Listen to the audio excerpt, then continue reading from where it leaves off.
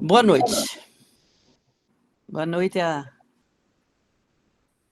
camaradas todos que estão aqui. Não temos nada a celebrar hoje. Enquanto um quadrinho como esse refletir uma realidade, não temos o que celebrar. Celebrar é fazer festa. Não temos. Negros e brancos, o que celebrar? Porque a população negra continua sendo alvo prioritário, né? Os corpos que são violados de todas as formas. Pode tirar, Marcelo, por favor. Temos o que comemorar. Comemorar é de comum. Lembrar junto, memorar junto. Todos os nossos que lutam, que se foram. E que lutam juntos. É isso que estamos fazendo aqui. Para nós, um dia como hoje é... Boa noite, minha lua amada. Junto com tantas camaradas e camarada é um nome maravilhoso, né, que estão aqui. Recebê-lo, Moali, é realmente algo absolutamente estupendo. Por quê? O tema que o Moali, antes que apresente quem ele é, nos traz, é absolutamente inédito. Porque um tema como aquele que ele traz é discutido sempre a partir da perspectiva do multiculturalismo. O que ele faz é absolutamente ousado e novo, quer discutir a capoeira a partir da perspectiva marxista, a partir da perspectiva da mercantilização de tudo que existe. Omuali Gonzaga dos Santos. Ele é mestrando em Economia Política Mundial pela Universidade Federal do ABC. Educador do Centro de Práticas Esportivas da Universidade de São Paulo, CPUSP, desde 2013. Membro do grupo de capoeira, membro fundador, né, Lara? Do grupo de capoeira, que ele é muito modesto, ele diz membro, mas eu sei que é membro fundador. Do grupo de capoeira Angola, Nicódia.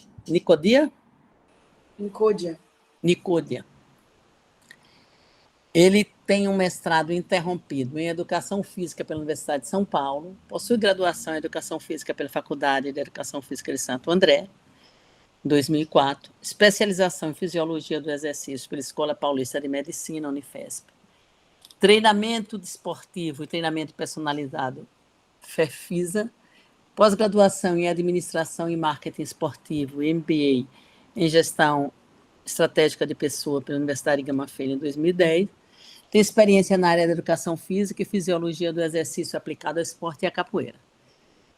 Isso tudo eu fui pegar no lápis dele porque ele me mandou um negocinho desse tamanho, porque eu já conheço a peça.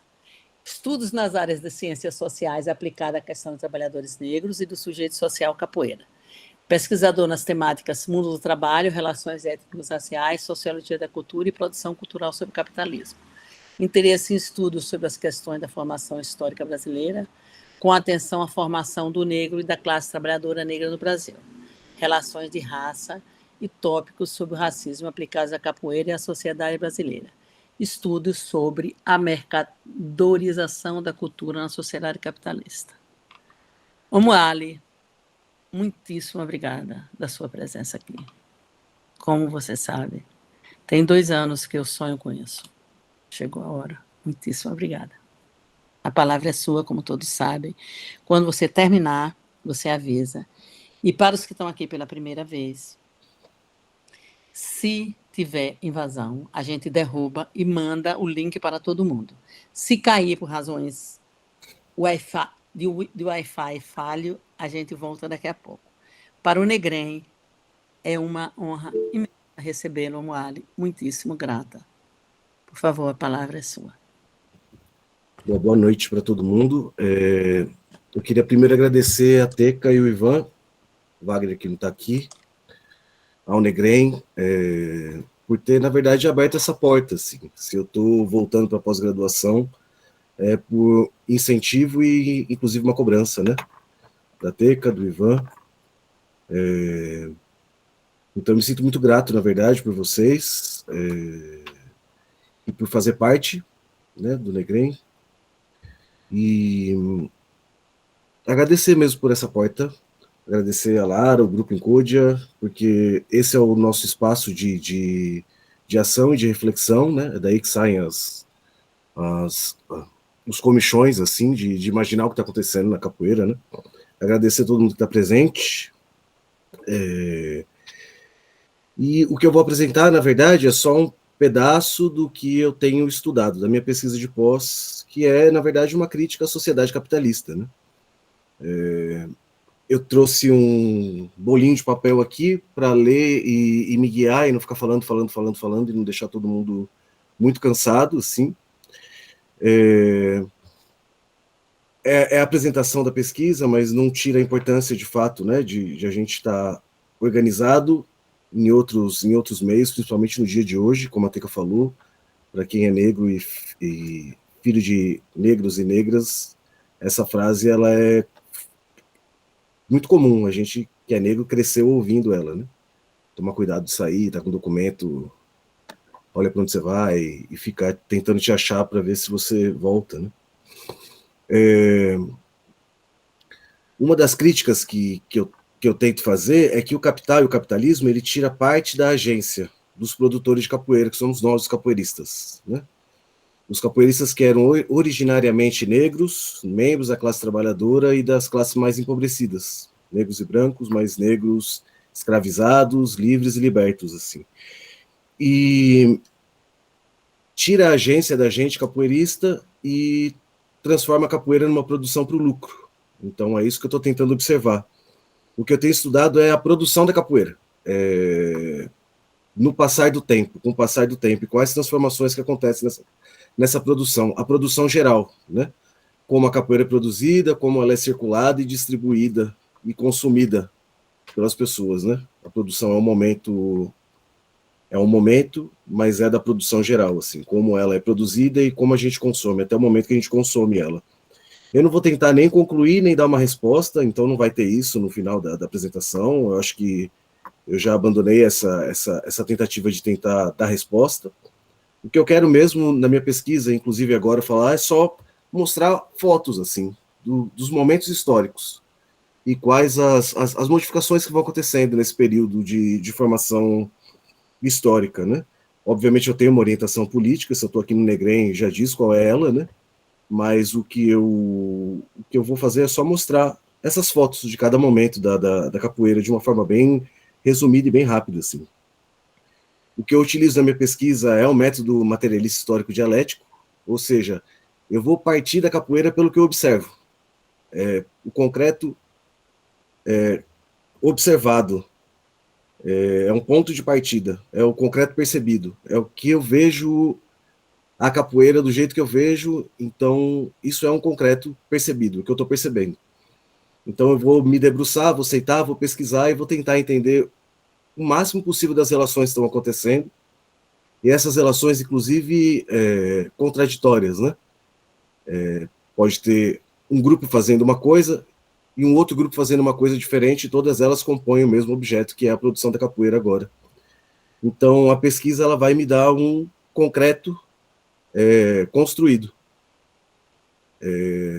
Depois de observar tudo, eu faço meu ponto de partida, que é a capoeira que eu observo, pesquiso cada pedacinho dela para ver o que é ela de fato, como ela está se mostrando de fato. E é isso que é o método que eu estou buscando.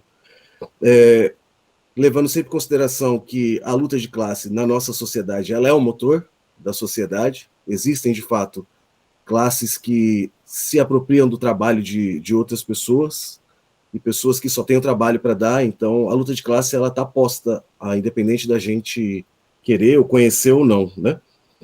E essa luta de classe ela é a luta pelo que foi produzido e o que vai ser consumido, como é que vai ser distribuído isso que foi produzido por nós. No caso, nós como trabalhadores da capoeira, o que a gente produz e no final das contas o que a gente consegue consumir do que a gente produziu. Levando em consideração que não existe capoeira de um indivíduo ou de um grupo. Toda capoeira ela é produto social, ela é produzida, mesmo a capoeira que as pessoas acham que fazem no seu grupo, só seu grupo, ela é produto de uma capoeira que já vem de séculos atrás, né? Então a gente tem um registro que a capoeira, pelo menos no fim do século XVIII, já com um livro que chama Histórias da Rua do Ouvidor, já tem um registro ali do Amotinado, em 1770, que trabalhava para o Marquês de Lavradio, a Rua do Lavradio, que era o mercado de escravizados no Rio de Janeiro, e que esse Marquês ele transfere ali para o Valongo, do mercado, para o Cais Valongo, que é hoje o Cais Valongo. Então ali já tem o primeiro registro de capoeira, em 1770.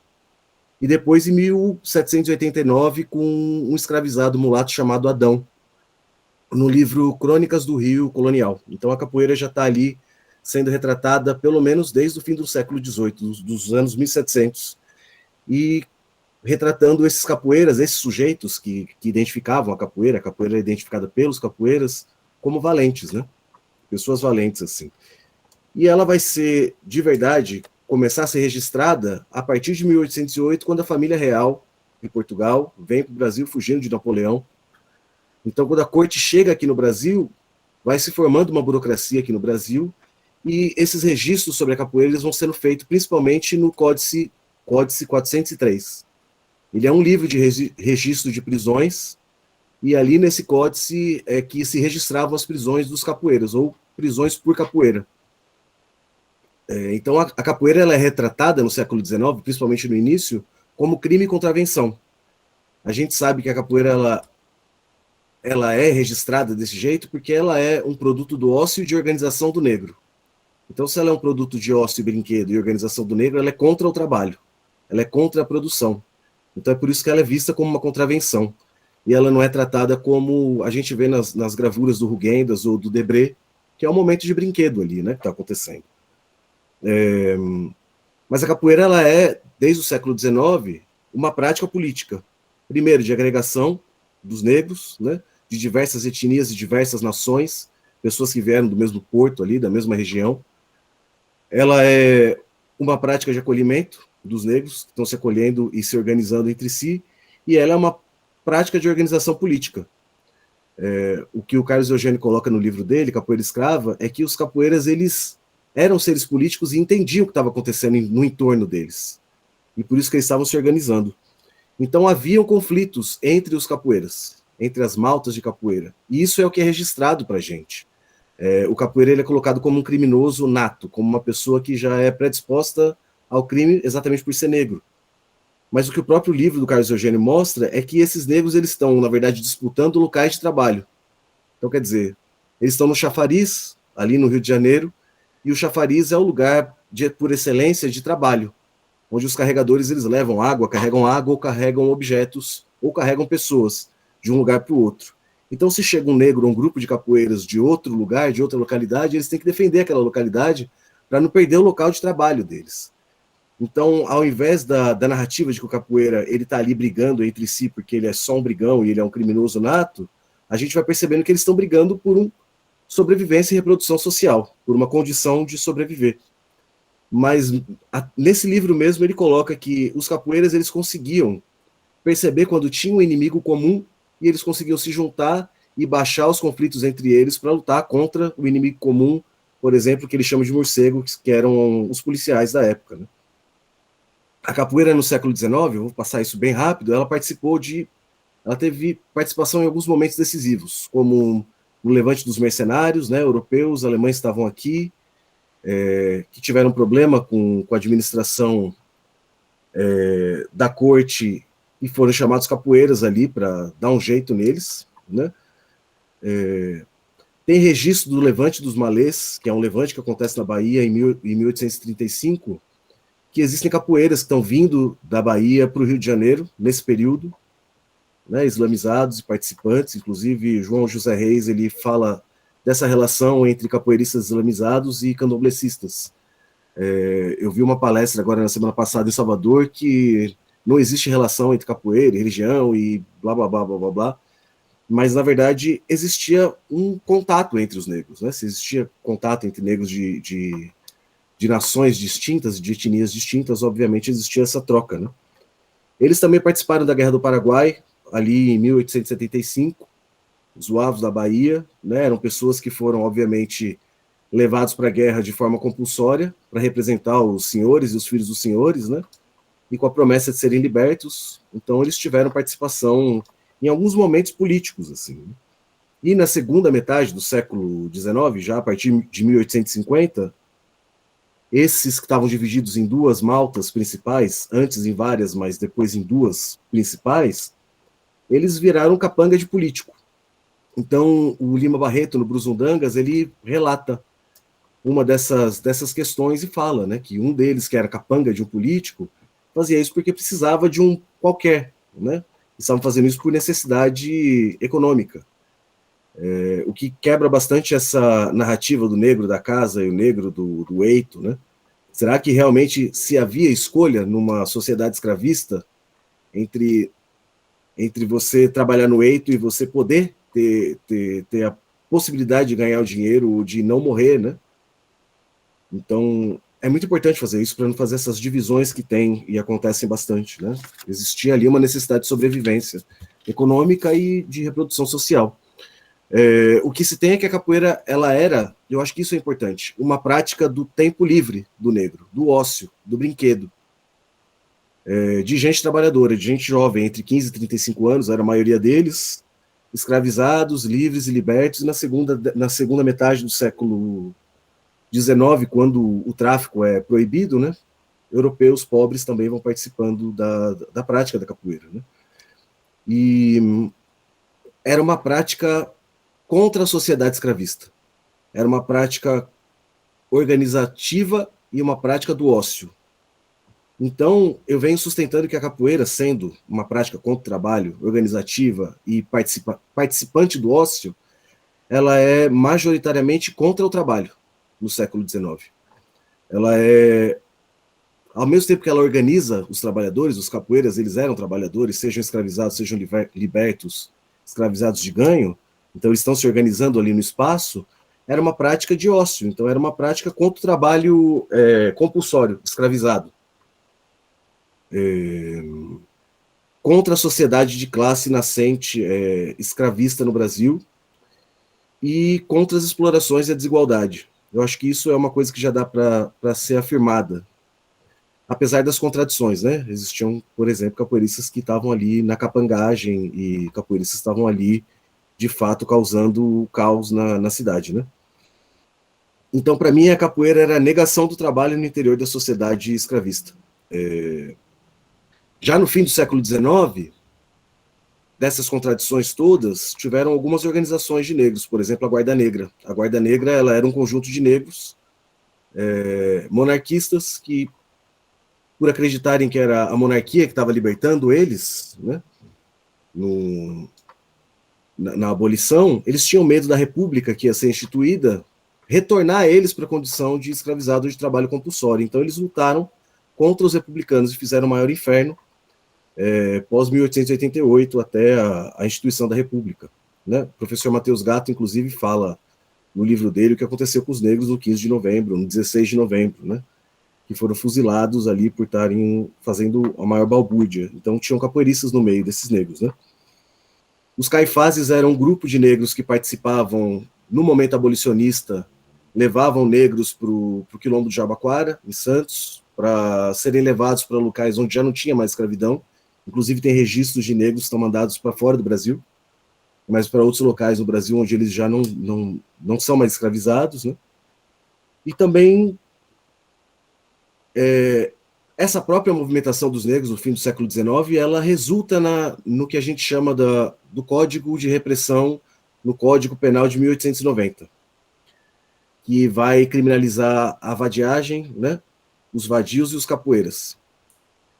Eu acho que, para além da visão unilateral que a gente capoeirista tem, que esse código ele foi feito para os capoeiras, né, o Código de 1890, na verdade, ele é um resultado. Ele é a culminância de um processo que já está acontecendo no processo abolicionista a partir de 1871.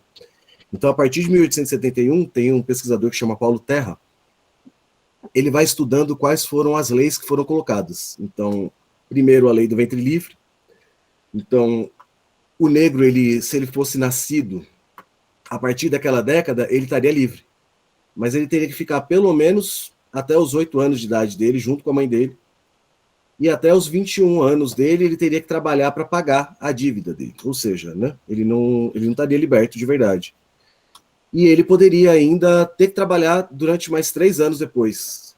Então, a lei do ventre livre foi uma dessas leis que tentou jogar o fim da escravidão mais para frente, para ganhar tempo.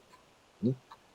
Ele fala também da lei dos sexagenários, então, aqueles que completavam 60 anos, que eram quase nenhum deles, eles teriam também que trabalhar mais 3 anos para pagar os custos, e ainda teriam que ficar 5 anos no local onde eles trabalhavam. E se eles fossem pegos vadiando, ou seja, sem trabalho, eles seriam pegos para trabalhar de uma forma compulsória. Ou seja, uma pessoa que chegou nos seus 60 anos, se é que ele chegou nos seus 60 anos, ele ainda vai ter que estar trabalhando, porque se ele não estiver trabalhando, ele vai ser pego de novo para trabalhar de uma forma compulsória. Então foi mais uma lei que, na verdade, só estipulou o negro numa posição inferior. E aí, em 1850, tem a lei de terras, que, obviamente, os negros não poderiam comprar terra, só quem poderia comprar terra eram os brancos. Então foi um conjunto de leis que, na verdade, formou tanto o exército de reserva no Brasil, quanto a hierarquia racial, que colocou o negro no fim da hierarquia social e do trabalho. Né? Colocou ele no controle social do trabalho. E a lei de 1890, a lei da vadiagem, como na Inglaterra, como Marx coloca no Capital, no capítulo 24, ela é uma forma de forçar o negro a trabalhar na sociedade capitalista que está nascendo aqui. Então é obrigar o negro a aceitar o trabalho depois de ele ter sido liberto. Na verdade, a lei de 1890 ela não é só feita para o capoeira, que é um rebelde. Ele é um dos problemas sociais da sociedade no século XIX, mas também para colocar ele dentro de um local de hierarquia social mesmo. E aí tem a virada para o século XX, né? 1900 até de 1890 para 1900. E são as primeiras décadas dos anos 1900, que eu acho que, inclusive, o Ivan, que está aí, estuda, é que vai acontecendo uma perseguição crescente aos capoeiras, a partir de 1890 até o século XX, pelo Código Penal, que pune os capoeiras e os vadios. E aí que vai acontecendo as primeiras ideias de esportivização. Então, aqueles intelectuais da classe dominante, eles vão começando a formular a capoeira não mais como uma prática dos negros, mas como um esporte, como uma prática da sociedade. Então vão começando a se formar as primeiras ideias. Então os primeiros livros do ODC, do Zuma, do Aníbal Bular Marque, o Coelho Neto, eles vão formulando as primeiras ideias, inclusive para colocar a capoeira nos quartéis, nas escolas, o que não vai ser aceito, obviamente. É aí, no começo do século XX, que as ideias eugenistas e higienistas vão acontecendo. É aí que vai acontecendo a imigração dos europeus.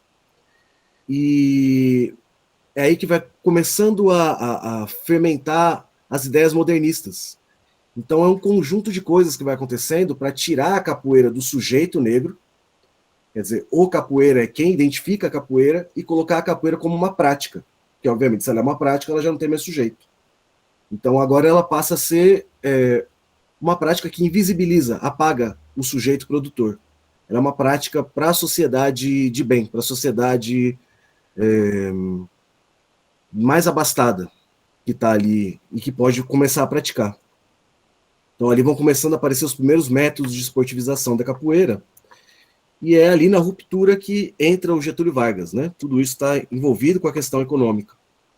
Getúlio Vargas ele entra para tentar romper com a oligarquia do Rio de Janeiro, de São Paulo e de Minas Gerais, oligarquia do café, e nesse período, ele tem um aluno que chama Cisnando, que é, se eu não me engano, guarda-costa do Juracy Magalhães, que é o interventor da Bahia, e que permite que o mestre Bimba, o primeiro capoeira que pode dar aula numa academia, a partir de 1932, ele possa dar aula de capoeira. Tudo isso como parte de um projeto que já está acontecendo, ele não acontece a partir do nada, né? É um processo histórico que está acontecendo. E Entre 32 e 37, quando a academia do Mestre Bimba é realmente formalizada e ele como profissional de educação física, é ali que se dá a ruptura principal. A capoeira ela passa a ser uma mercadoria nesse momento. A aula, a docência de capoeira, o professor Benedito Araújo, que estudou o processo onde acontece a mercadorização da capoeira, acontece aí, na década de 30, quando o Mestre Bimba ele abre uma academia de capoeira e começa a cobrar dos estudantes da Faculdade de Medicina, que é a primeira faculdade do Brasil. Então, uma faculdade de medicina, você imagina quem eram os estudantes, né? Os estudantes da classe dominante, filhos da classe dominante, esses que vão começar a fazer capoeira, e é aí que vai se colocando de fato o apagamento do negro dos capoeiras, que já estão começando a assumir nas primeiras décadas do século XX, dos 1900, e passa a ser uma prática esportiva. É a partir daí que ela passa a ser uma prática esportiva de fato. Todo o processo e tentativa de transformar a capoeira num método ginástico, num esporte, né, na sociedade de esporte, o esportista, para a distinta mocidade da sociedade de bem, ela deságua nessa permissão de poder produzir capoeira em espaços fechados. Quer dizer, tira-se a capoeira das ruas, que é o lugar político por excelência da capoeira, e coloca ali lugares fechados, obedecendo um conjunto de regras e normas que estão sendo colocadas ali, validadas pela sociedade capitalista que está nascendo ali na década de 30, que está começando a se estruturar e se consolidar. E aí o que acontece é que esses métodos ginásticos propostos anteriormente pelo Zuma, pelo ODC, pelo Coelho Neto, assim como os contatos que vai passando a existir entre as artes marciais orientais asiáticas, que vão chegando, por exemplo, o judô e o karatê, eles chegam aqui já formatados como esporte, com graduação, com método. Isso vai tendo contato com a capoeira. Esses projetos de esportivização da capoeira também vão tendo contato com a capoeira, que vai sendo formada ali e vai influenciando a capoeira que vai acontecendo naquele momento.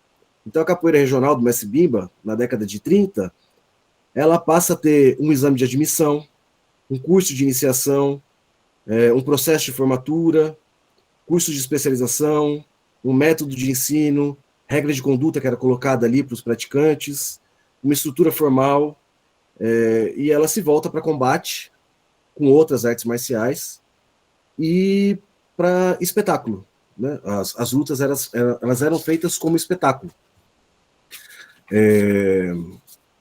No momento que o Brasil do Vargas ele está realizando a formalização e a regulamentação do trabalho na estrutura capitalista que está nascendo ali no país, a capoeira, que no período anterior ela era contra o trabalho compulsório, ela passa a ser não só a favor do trabalho compulsório, do trabalho no emprego capitalista, como ela passa a ser campo do trabalho. Então, se a capoeira no século XIX ela era contra o trabalho, ela era a favor do ócio, do tempo livre, a partir da década de 30, e principalmente com o Mestre Bimba, ela positiva o trabalho. Ela vira o local de trabalho do capoeirista. O Mestre Bimba sendo o primeiro, mas os alunos dele mais para frente sendo os próximos. Né? Então, aqui eu acho que se opera o que aconteceu nas primeiras décadas do século XX, assim, a substituição total do sujeito produtor, que era o negro, escravizado, livre e liberto, pela prática. A capoeira agora ela passa a ser a prática que pode ser feita em qualquer clube, que era o que acontecia, né? Clubes de esportes ou academias de espaços fechados. É a prática da capoeira. Ela passa a ser uma prática para todos, ensinada no mote da educação física, né? A gente imagina quem são os professores de educação física que vão se formar também. Mas mais do que isso, a forma econômica que a gente produz, ela produz também uma subjetividade. A Teca ela tem uma tese que fala exatamente da subjetividade construída nas mulheres na sociedade capitalista. Então, o que vai acontecendo nesse momento da década de 30 é que uma subjetividade vai sendo construída nos capoeiristas. Ali tinha organização taylorista e fordista do trabalho, que é o trabalho em série, dividido em funções e tarefas, com metas muito bem definidas. Isso vai acontecendo na capoeira. Ela passa a ser produção em série de vários alunos, feitas com estágios, produzida por uma divisão do trabalho, vai ter o professor de capoeira, vai ter aquele que depois vai fazer instrumento de capoeira. Então, a própria função fordista, a própria organização fordista do trabalho vai acontecendo na capoeira, porque isso vai influenciando a sociedade naquele momento. A capoeira regional ela é ensinada para esses filhos da classe mais abastada, estudante de medicina e afins, né? E aí, na década de 40, vai começando a fervilhar um movimento de contracultura que vai ser chamado de Capoeira Angola. Mestre Pastinha, no conjunto com vários mestres ali, ele começa a fazer um movimento contra a capoeira regional. E isso é o que a gente, da Capoeira Angola, inclusive eu, a gente defende com unhas e dentes, né? Que ele está fazendo um movimento de contracultura. Mas a gente não pode deixar de falar das contradições. A partir do momento que ele está fazendo um movimento de contracultura, falando da capoeira regional, ele também está organizando a Capoeira Angola, uniformizando a Capoeira Angola. O uniforme é uma característica, né, de uma sociedade fordista. Ele também está procurando aceitação para a Capoeira Angola, então ele também coloca a Capoeira Angola em lugares fechados, mas não porque ele quer, porque é uma condição que está posta agora para a capoeira acontecer. Ele também vai procurar, no livro dele, ele vai escrever, nos manuscritos, uma condição de uma capoeira que já não é mais mal vista pela sociedade, e ele vai ter contato com os folcloristas da época, que é o Edson Carneiro principalmente, mas outros intelectuais de esquerda que estão ali, Jorge Amado e outros. E aí é que tem um problema. Ao mesmo tempo que o esporte na década de 40 ele é instituído, a capoeira é instituída dentro de uma estrutura de confederação. Em 1941, o Conselho Nacional de Desporto ele autoriza a capoeira enquanto esporte. O folclore ele divide a capoeira. O folclore ele é uma condição da capoeira acontecer, mas ele também, a gente estava falando sobre multiculturalismo, ele é uma forma de diminuir a capoeira. E esse é um segundo ponto. Eu falo, o primeiro ponto que eu vi é que a capoeira era contra o trabalho e passa a ser a favor do trabalho agora. O segundo ponto é que a capoeira ela era uma forma constituinte da produção da vida do negro no século XIX. Ou seja, o negro que sai para trabalhar e se organiza para lutar com a polícia, ou com o trabalho com outro negro, ou que se organiza para o ócio, que se alimenta nas casas de zungu, a capoeira é parte constituinte da cultura, da forma de produzir a vida.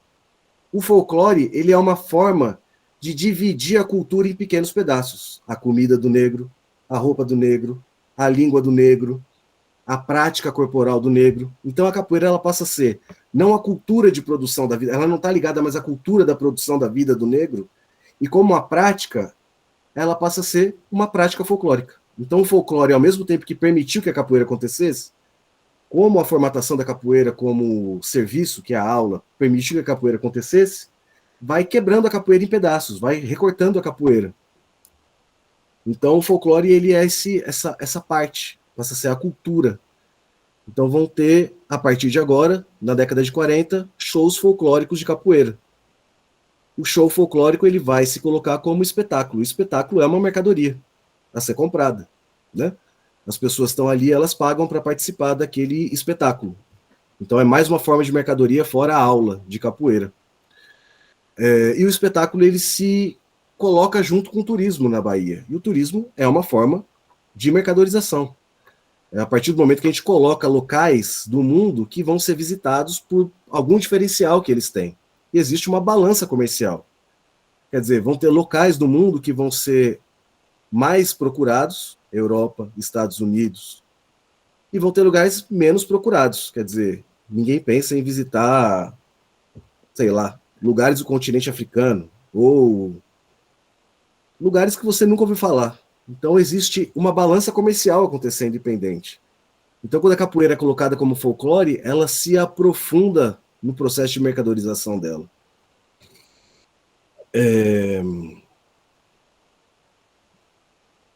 Ela passa a ser, na verdade, espetáculo e pacote turístico na década de 40, né? Já na virada, eu estou fazendo um panorama bem rápido, bem voado mesmo, para não ficar tão longo. Já na virada para os anos 50 e 60, já a partir do governo Vargas, né, quando ele está fazendo a criação das políticas de trabalho, a regulamentação do salário mínimo e o início das políticas de industrialização, mas principalmente no governo de Juscelino Kubitschek, de 56 a 61, com a intensificação do processo de industrialização no Brasil e de urbanização, vai ocorrer né, tanto construções da urbanização e oportunidade de trabalho. Então é aí que vai começar a acontecer a imigração massiva de pessoas do Nordeste para o Sudeste, para a região Sul, e a gente vai entendendo como a capoeira está ligada a fluxos econômicos de capital. A capoeira ela se desloca da região Nordeste, principalmente da Bahia, que é a forma da capoeira mais desenvolvida, porque existia menos repressão e existia mais apoio, pelo que eu estou contando, né? Apoio inclusive do governo. Não existia um apoio, mas na verdade não existia uma perseguição como no Rio de Janeiro. A capoeira ela se espalha junto com esses alunos do mestre Bimba e do mestre Pastinha, principalmente para a região Sudeste. A capoeira, na virada dessas décadas, alguns capoeiristas eles já começam a vir para a região Sudeste querendo trabalhar, e alguns deles querendo trabalhar com capoeira, e alguns deles que eu conheci, inclusive o mestre Brasília não, mas o mestre Suassuna, eles queriam vir trabalhar com capoeira. A capoeira ela vira o campo de trabalho, a possibilidade da pessoa viver. Quer dizer, ali na década de 50, 60, 70, eles eram minoritários, né? Hoje, minoritário é quem não vive de capoeira por dinheiro. Mas é nesse processo que eles estão vindo para a região Sudeste, para quem sabe viver com capoeira, seja com show folclórico, seja dando aula e fazendo seus espaços, né?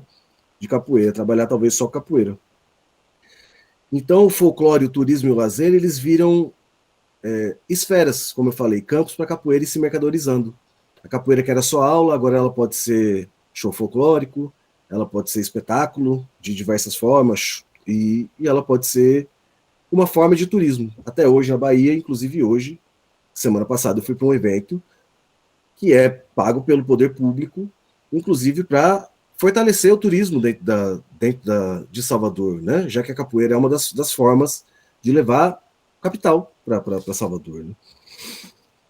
Enquanto um bem cultural, né, a capoeira ela passa a ser uma coisa que fazia parte da produção e da reprodução da vida do povo, estava no cotidiano da vida de reprodução, para ser um bem cultural. O bem cultural é um bem que pode ser vendido, comercializado, como um show, por exemplo. Né?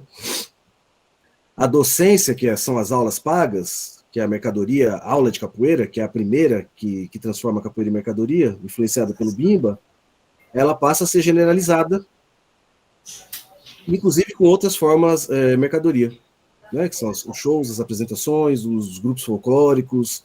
Isso vai se comodificando e construindo a visão de capoeira daquele momento ali, da década de 50 e 60, inclusive com a ajuda da Bahia Tursa, em Salvador, e aqui em São Paulo também, quando rola o golpe que institui a ditadura empresarial militar. Né?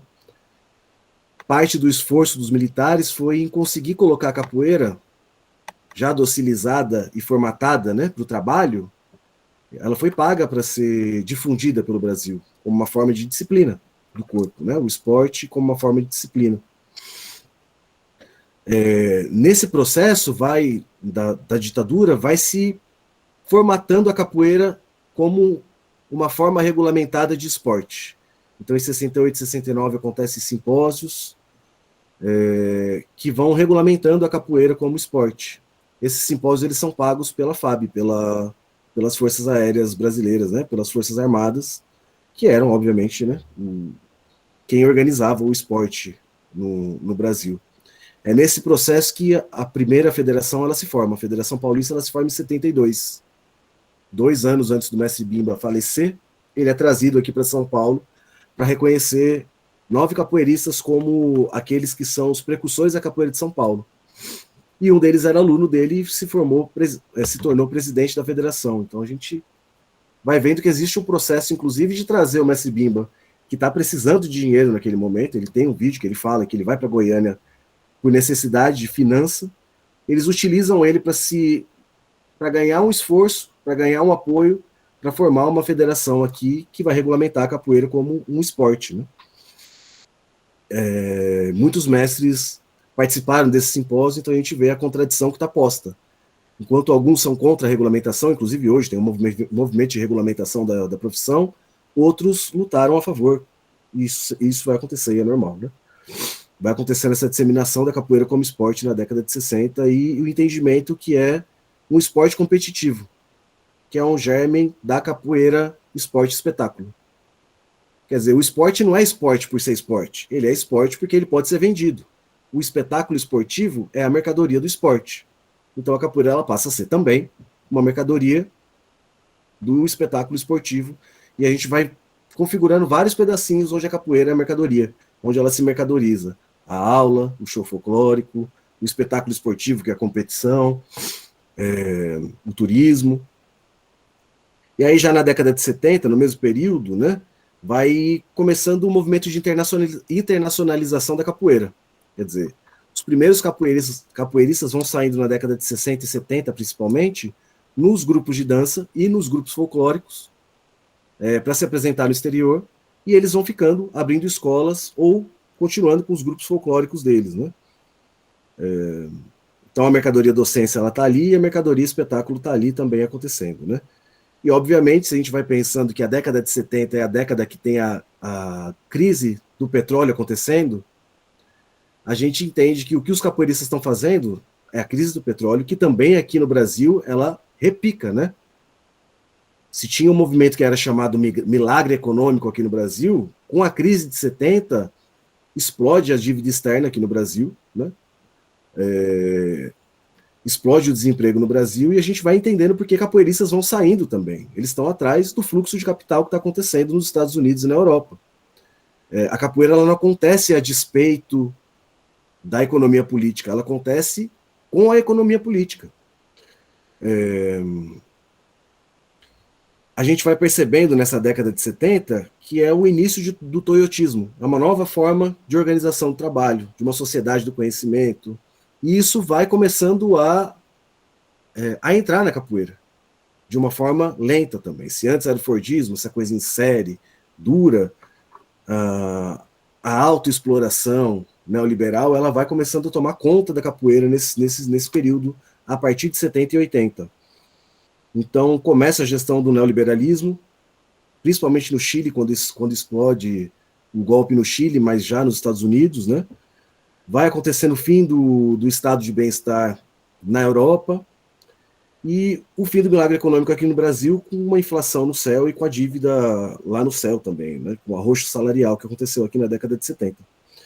Com esse conjunto de fator, a gente vai vendo que a própria subjetividade dos capoeiristas ela vai sendo formatada. Eu vou passando isso mais para frente.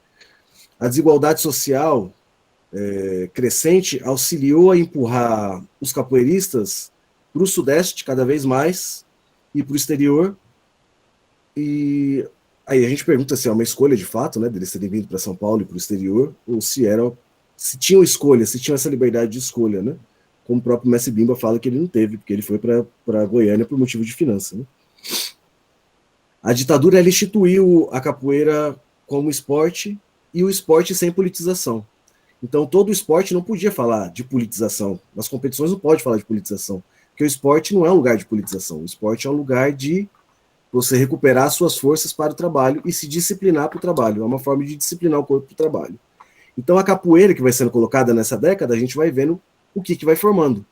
A maioria das pessoas que passou por mestres da década de 70 e 80 sabem que são mestres muito ligados à parte esportiva, esportivizada da capoeira, né? A politização ela vai chegando também depois, assim.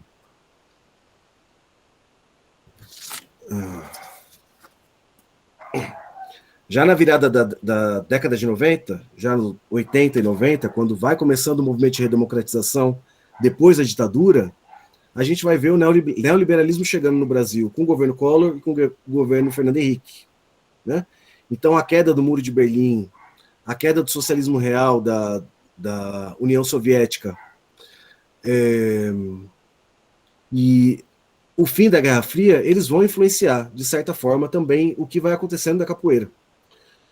Vai acontecendo a consolidação da capoeira na década de 90 como mercadoria de fato. Na década de 90 é quando a capoeira se consolida como uma mercadoria no geral. Porque vai tendo começo de importação, abertura dos portos, abertura do comercial. Então a gente vai ver uma série de mercadorias de capoeira acontecendo. Vão abrir lojas de capoeira. Nessa época da década de 90 a gente vai ver capoeira pura em Santo André, S Dobrado, Marimbondo Sinhá, Rabo de arraia, lojas que vendiam artigos de capoeira, roupa de capoeira.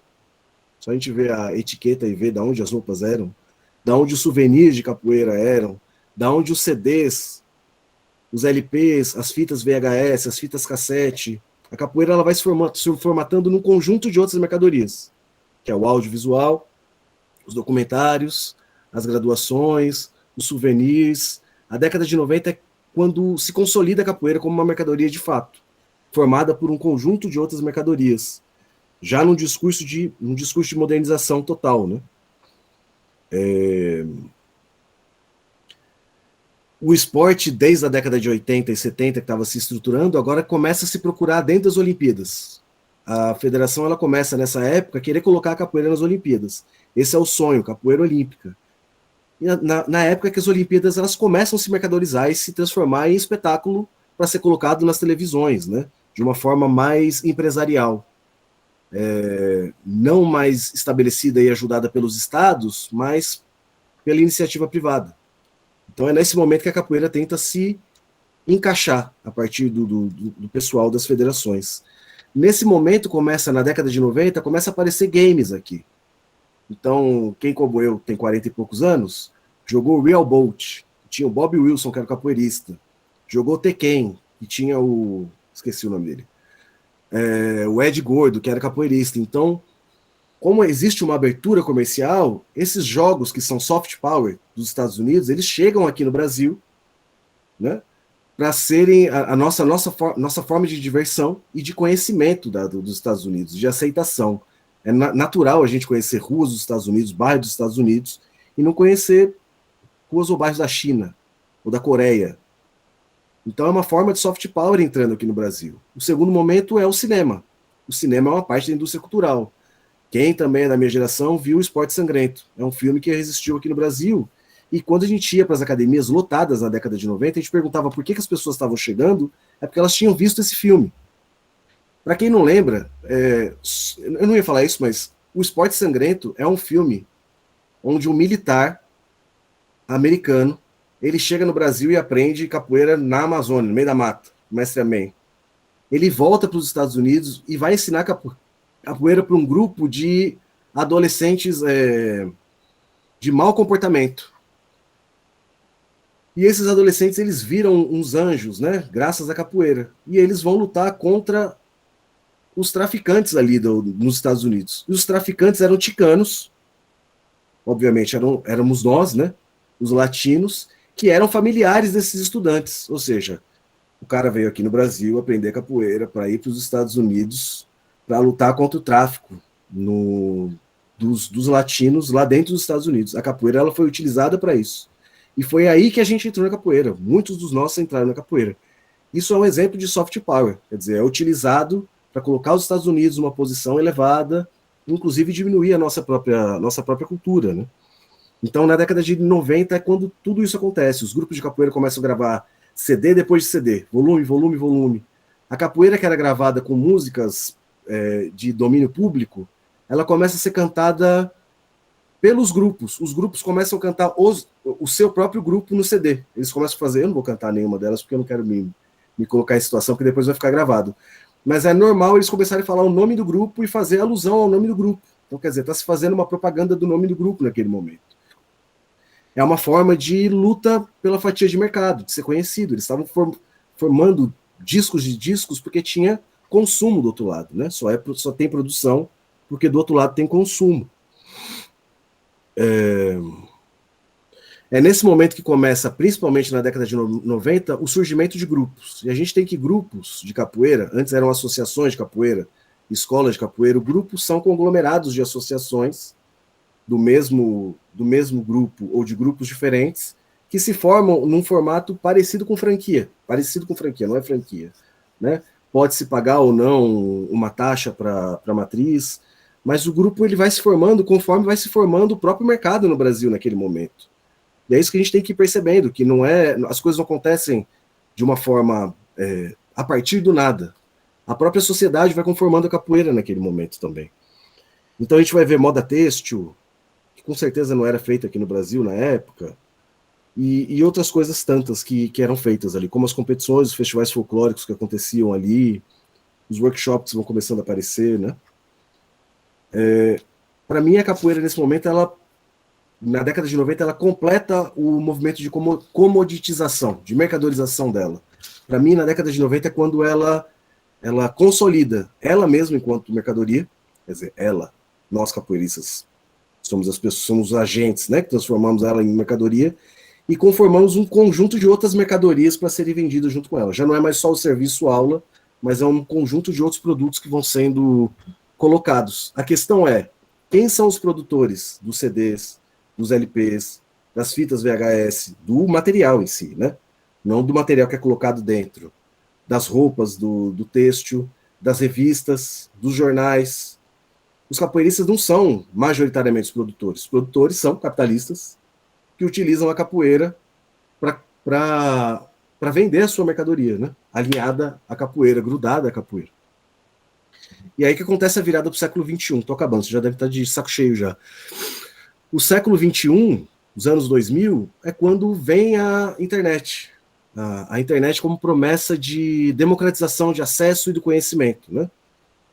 Então, a capoeira ela vai começando a acontecer na internet, primeiro nos fóruns de discussão.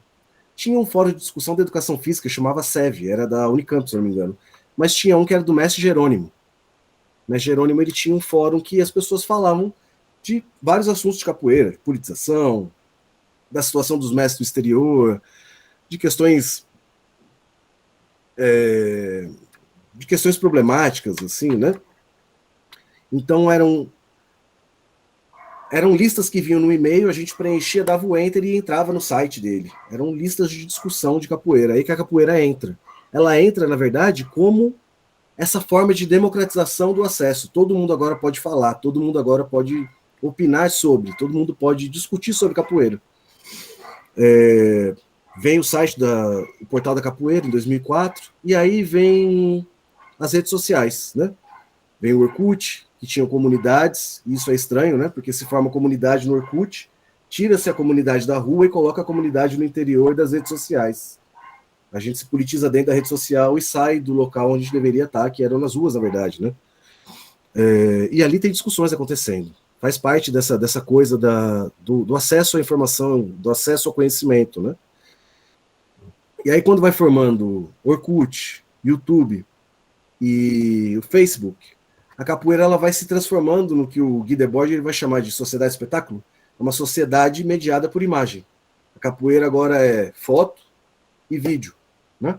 A produção da capoeira agora passa a ser o consumo de foto e vídeo. E aí que surge o canal Beira-Mar, do Itapuã.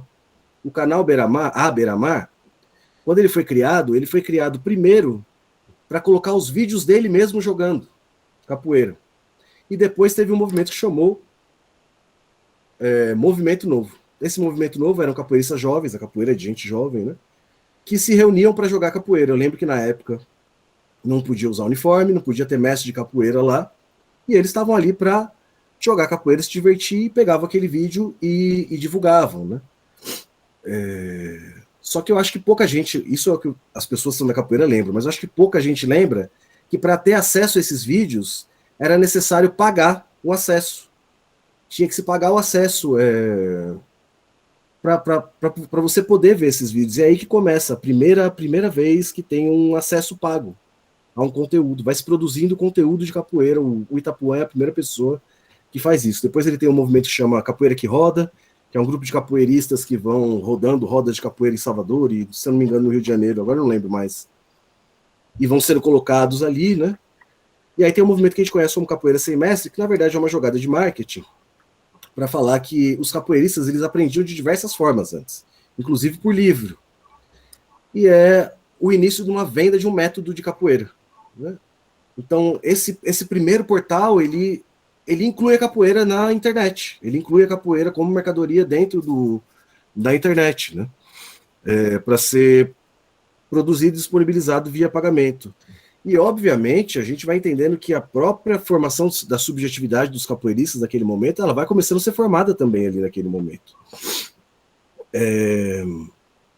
Nessa mesma época, a capoeira está lutando com o CREF e com o CONFEF, né? O Conselho de Educação Física Regional e com o Conselho de Educação Física Nacional, que queria tomar a capoeira como uma fatia de mercado deles, né? A capoeira, o yoga, as danças, elas conseguem ficar fora, numa luta dos capoeiristas, não de todos, né?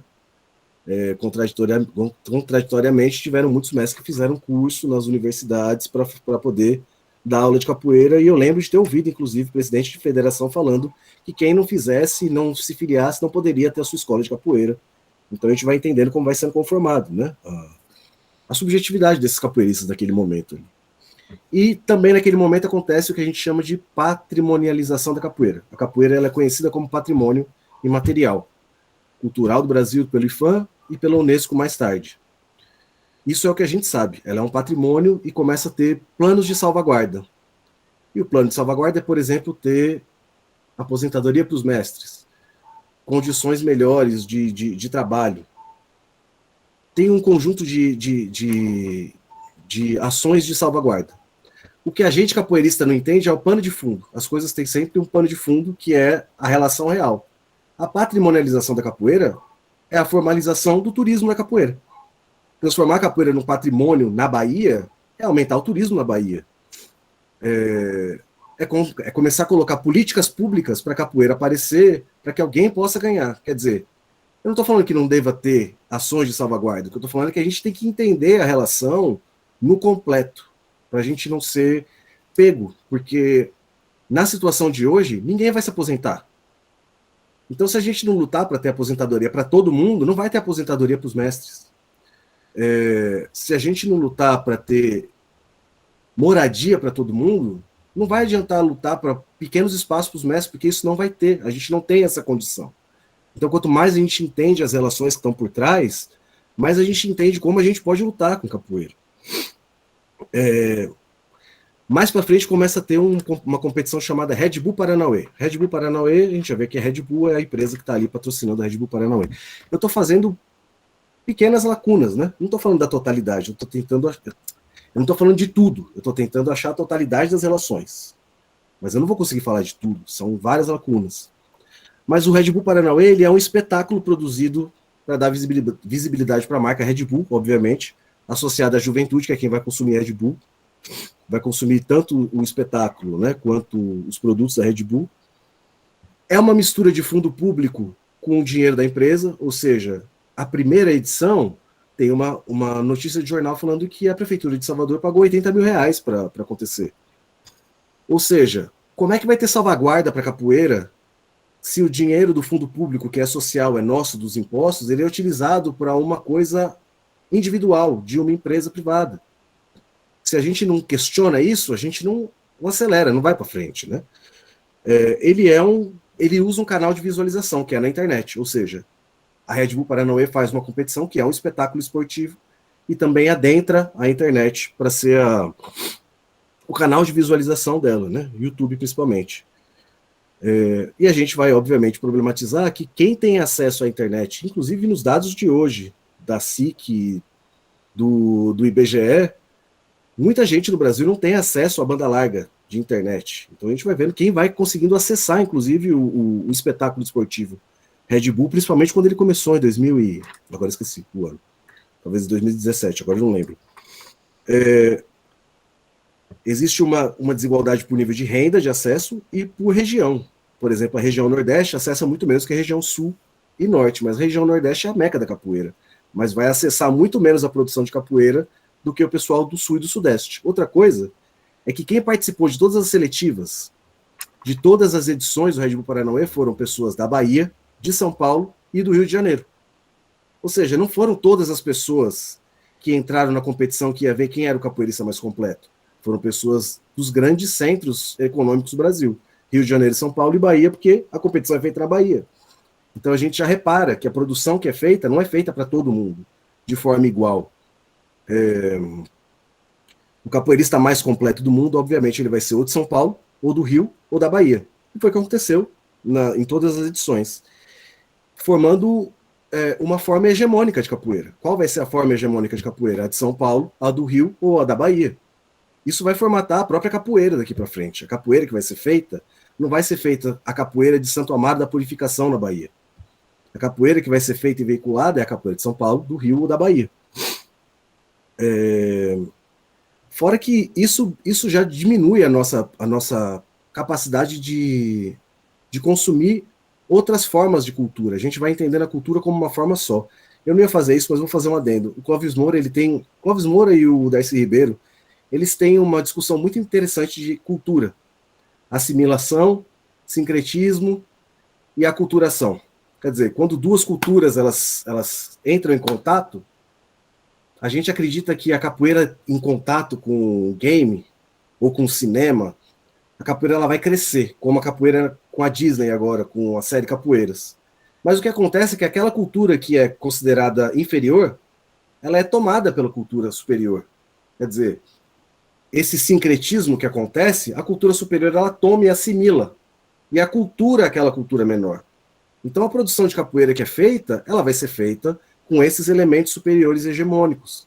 A gente vai ter cada vez menos acesso a capoeiras diferentes. O que os mestres antigos falavam que a capoeira antes era toda diferente e hoje é toda igual, ela é resultado de um processo.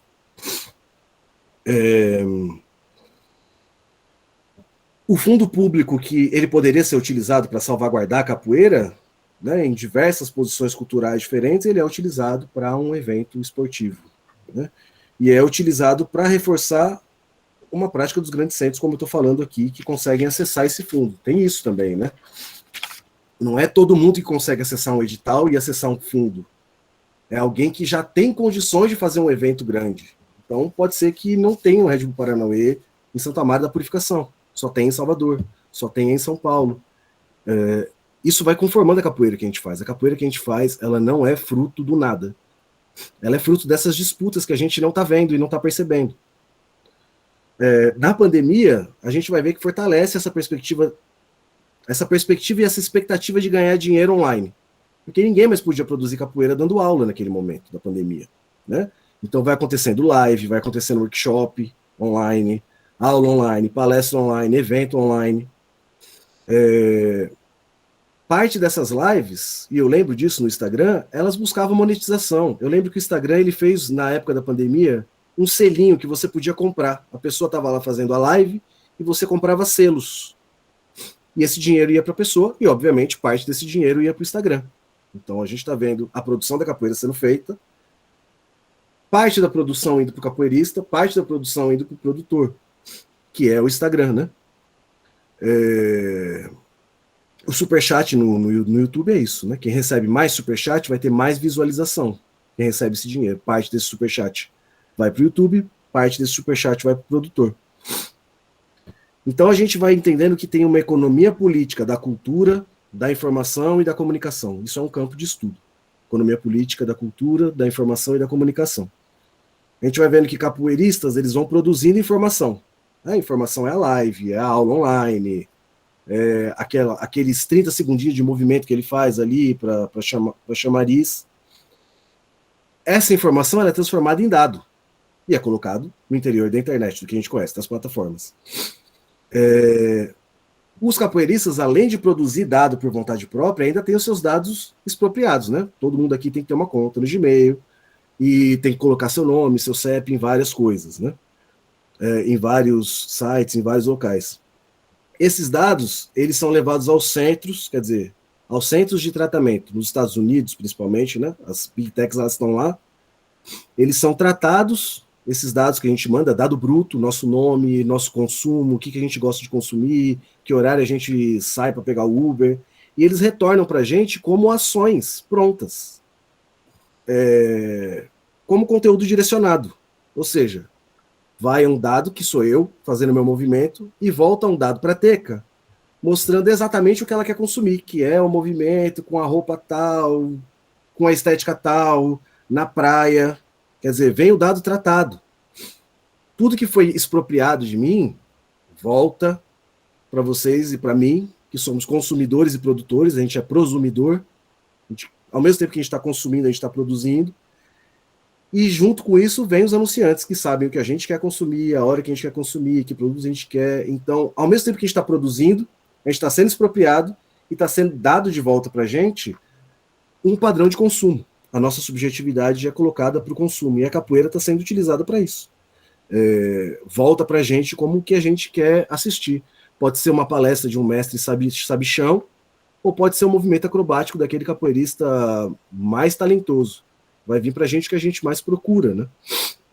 Então, os algoritmos eles passam a determinar o próprio sentido da produção do capoeirista e a subjetividade do capoeirista, né?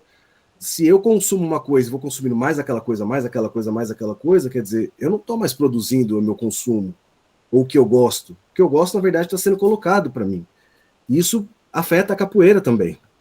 A capoeira que a gente faz hoje, de alguns anos, que é uma capoeira mais violenta e mais agressiva, quem percebe isso, é uma capoeira que é mais violenta e mais agressiva porque a gente, enquanto sociedade, desde a época das batalhas que aconteceram no Coliseu, a gente aceita, a gente tolera uma quantidade de violência socialmente tolerada.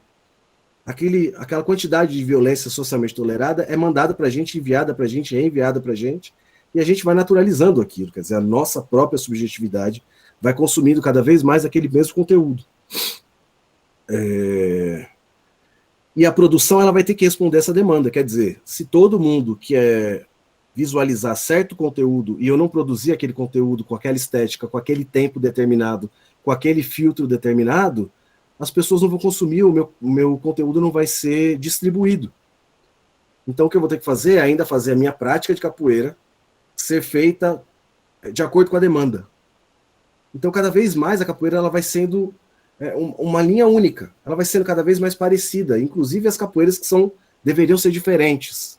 Quando a gente vê elas hoje acontecendo em forma, e a gente conversa com muitas pessoas, ela é igual nos signos. Os signos que diferenciavam ela, eles passam a se fundir e ser muito, muito parecidos. Eles começam a operar juntos, mesmo as capoeiras muito diferentes.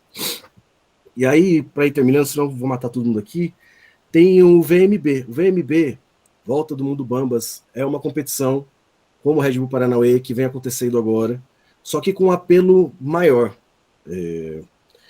Logo quando eles fazem o VMB, eles soltam uma propaganda que fala que é o UFC da capoeira. Para quem não sabe, o UFC, Ultimate Fighting Championship, né? O MMA no formato UFC, é a mercadoria de luta mais bem paga e mais consumida no mundo, né? Então, quando você está alinhando a sua capoeira ao UFC da capoeira, você está querendo, obviamente, alinhar a sua capoeira onde tem mais consumo e visualização, né?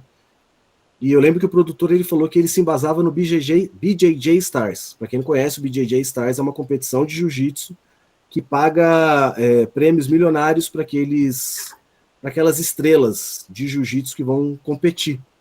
Então é aí que ele fala que ele formata o VMB. Não sou eu que estou falando, é ele. O VMB é um formato de espetáculo, né? Ele é feito nos lugares mais chiques do Rio de Janeiro. Atrás do Cristo Redentor, na Arena X. Ele produz produtos de capoeira. Tem um vídeo que ele fala que não adianta só colocar a competição, a gente vai fazer também como é que ele fala? Um concurso de música, um programa de auditório, como esse do Silvio Santos, que o pessoal ia lá cantar e competir e ganhava uma nota. Então ele vai escolher quem vai cantar nesse campeonato dele fazendo um show de auditório. Então ele faz o espetáculo ao máximo para juntar, ele tem noção do que ele está fazendo. É um espetáculo, com várias formas de espetáculo, para transformar em visualização, cada vez mais visualização. Ele quer transformar a capoeira num produto, e ele fala isso abertamente, né?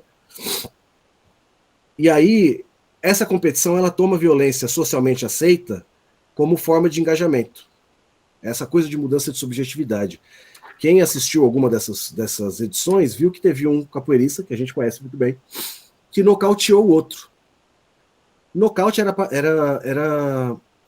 ele era permitido na década de 70 nas competições de capoeira, e ele foi abolido. Tinha, inclusive, materiais que os capoeiristas usavam de proteção.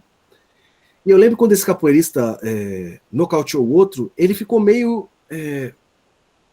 perdido ali. Talvez talvez não fosse a intenção. Quem vê esse vídeo talvez veja que não tenha sido a intenção. Mas aquele nocaute ele foi colocado em evidência. Aquilo foi discutido, foi colocado em evidência. Tiveram canais que surgiram de capoeira para para fazer a discussão daquelas lutas, para fazer react daquelas lutas. Então a gente começou a reparar esses movimentos acontecendo nas rodas fora, que a gente não via. Aquele movimento que ele usou para nocautear o escorpião, a gente começou a ver nas rodas. E essa coisa que eles permitiram do nocaute, que era uma coisa que aconteceria por um acaso, ela começou a ser uma busca. Então a gente vai percebendo que a nossa subjetividade, a forma da capoeira produzida, ela já não tem nada a ver com não necessariamente com a nossa vontade de fato, né? Os produtores dessa competição, eles fazem parcerias com competições existentes. Então já existe um calendário de competição em várias cidades. O que eles fazem de forma inteligente, eles chegam nessa cidade e falam, olha, coloca a sua competição junto com a nossa, com o calendário da nossa. Então, o que ele faz? Ele faz uma seletiva dos campeonatos que já acontecem, mandam esses capoeiristas para essa seletiva, para a competição maior que é a dele. Então, ele já não tem que fazer uma estrutura grande de busca. A estrutura vai atrás dele. E o mais interessante é que ele ensina essas escolas que estão no interior ou em outras cidades a acessar o fundo público. Olha, você entra no vereador tal, blá, blá, blá, você vai conseguir uma grana para conseguir fazer esse seu evento. E, obviamente, parte desse fundo público vai para a organização. Ele é muito inteligente, ele é uma pessoa muito sagaz nesse sentido.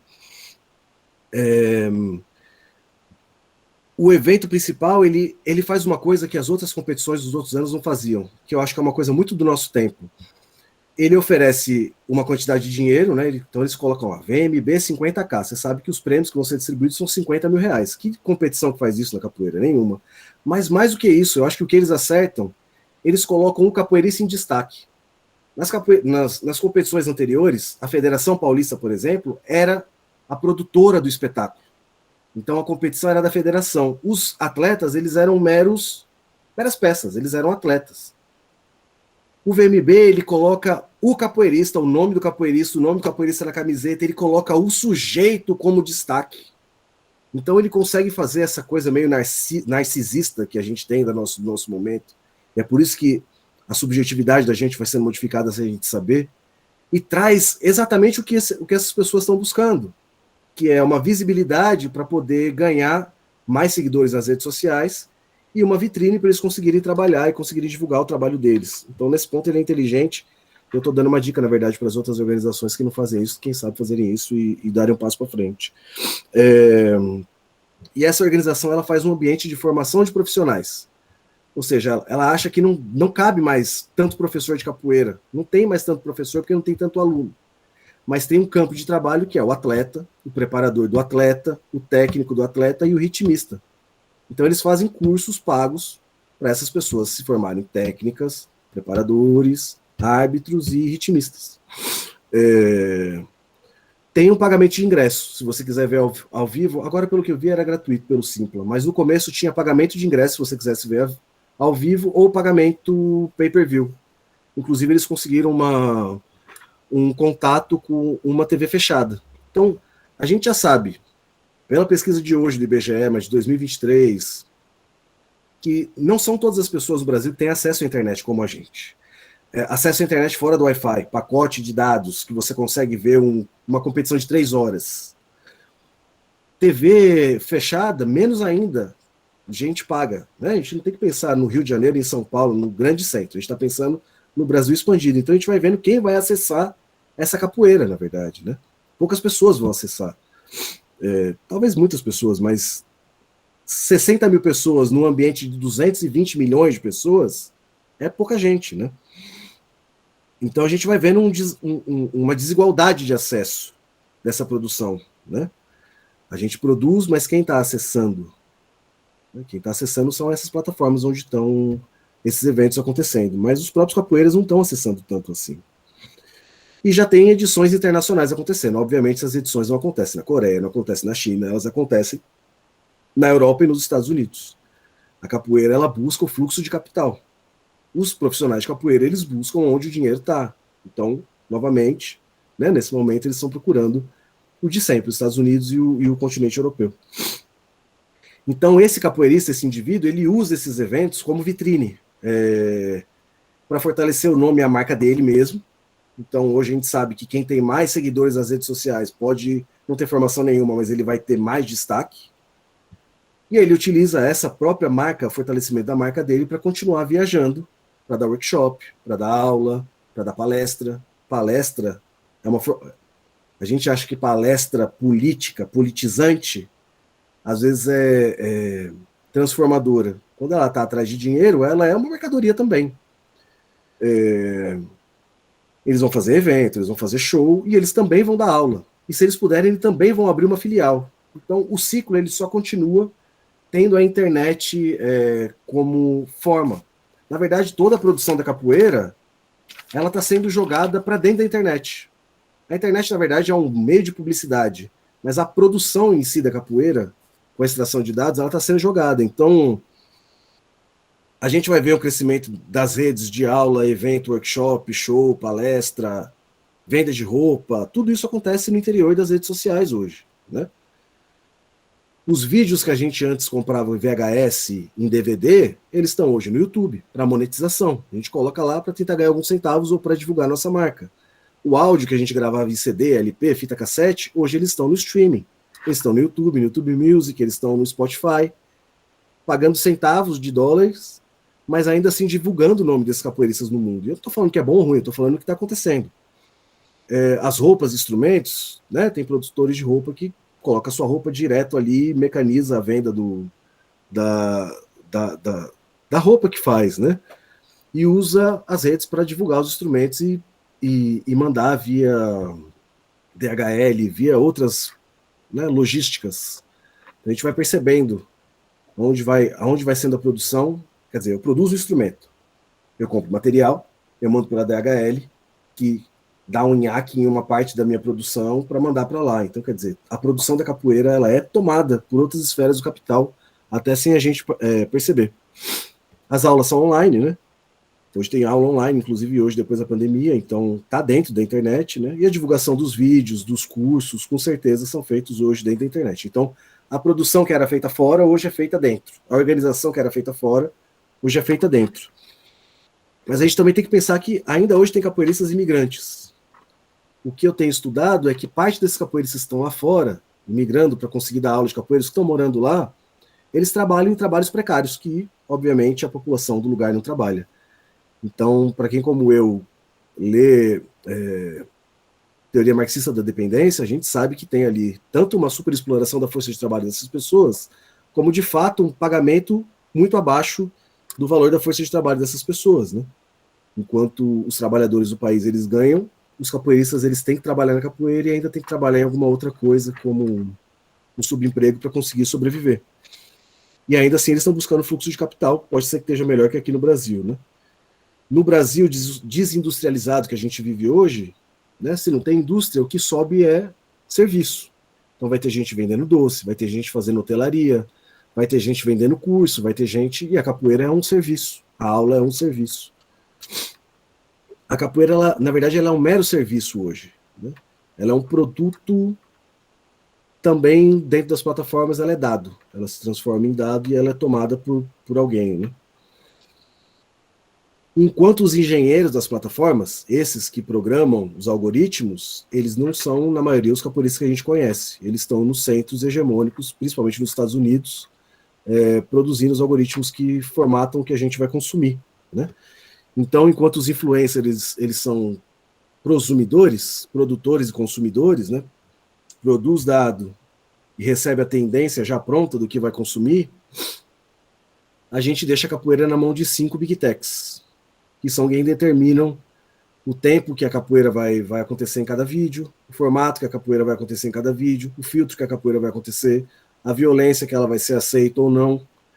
Então, a gente pouco percebe, pode parecer isso muito estranho, mas a capoeira que a gente consome hoje já é uma capoeira que é apropriada para a demanda. E a demanda é o que o algoritmo manda hoje para a gente. A capoeira dentro das plataformas, ela é posta para a gente de uma forma que talvez a gente já não tenha tanto controle. De novo, os capoeiristas que são experientes, eles vão perceber que a prática da capoeira hoje é totalmente modificada do que há 10, 15 anos atrás. Existe uma forma muito homogênea de capoeira acontecendo. Inclusive entre capoeira Angola e regional, que deveriam ser diferentes. Eu estou repetindo isso, porque é uma questão de visualizar, sabe? E isso forma a própria subjetividade da gente. Quer dizer, vai formar uma subjetividade que a gente chama de neoliberal, quer dizer, eu sou responsável pelo meu sucesso ou pelo meu fracasso, sendo um empreendedor, individualista, né? O capoeirista ele viaja pelo mundo sozinho para conseguir o sustento dele, então os grupos eles perdem um pouco de força, porque os capoeiristas têm que viajar para conseguir o dinheiro, né? E uma subjetividade que chama subjetividade maquínica, quer dizer, é uma subsunção real do ser humano respondendo à necessidade do algoritmo, da máquina. Então, a gente não manda, não opera o parafuso da máquina, a gente opera a máquina. A máquina opera, a gente é operado pelo que a máquina manda. E aí vai se formando essa ideologia do empreendedor individual, autorresponsabilizado. Não é incomum a gente ouvir um capoeirista dar uma reportagem falando que ele conseguiu sair da CLT e agora está só vivendo de capoeira. Tomara que esse menino de 20 anos, 18 anos, 19 anos, daqui 60 anos tenha direito à aposentadoria dele. Estou falando que a CLT é né?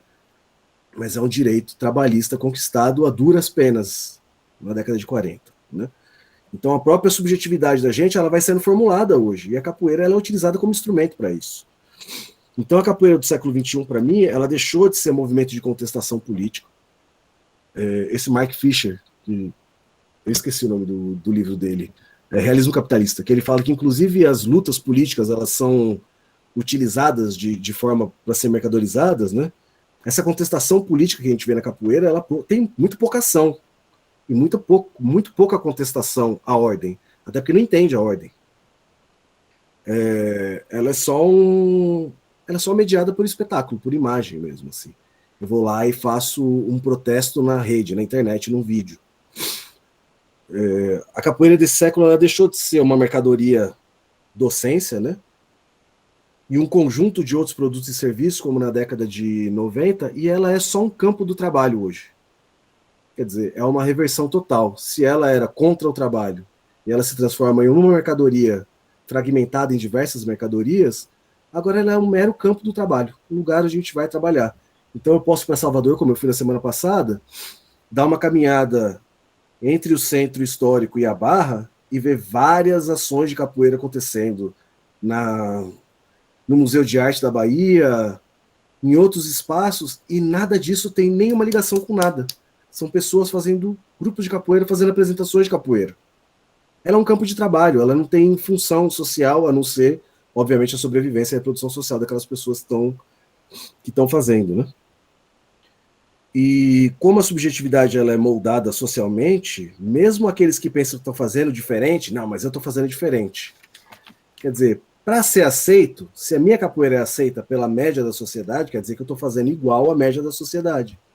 Então, automaticamente, eu devo estar fazendo igual, mesmo quando eu acho que eu estou fazendo diferente. Para isso que a gente tem que entender o pano de fundo de tudo.